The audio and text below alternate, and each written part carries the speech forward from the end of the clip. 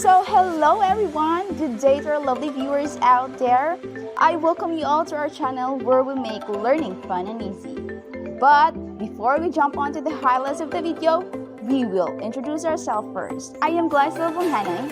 I am Shahannah Caintic. This is Hark, Noel, Bontilao. I am Jaddrian Cruda, and today we are going to talk about the Fibonacci sequence that can be found in nature.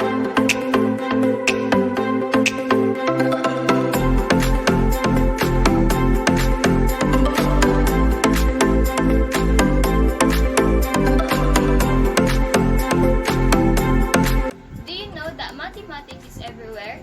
We use it anywhere. We also use them in our daily lives. It is also useful in any field, like civil engineers. They use math to calculate or measure the building that they will construct.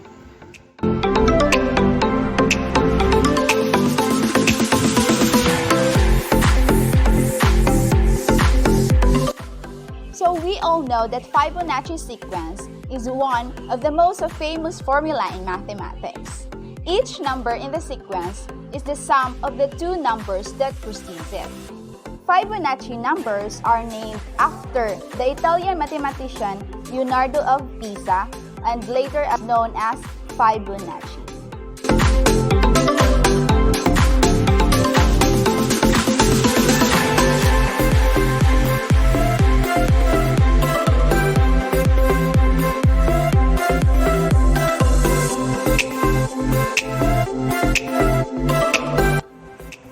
As we all know, Fibonacci sequence is a series of numbers in which each number is the sum of the two preceding numbers. The ratio of these numbers is approaching to the golden ratio, which is approximately 1.618. This number can be found in everyday objects that can be seen especially in our house. One example is an egg. As you can see in the picture, it can be observed that the egg corresponds to the golden ratio, and so as every other object we see.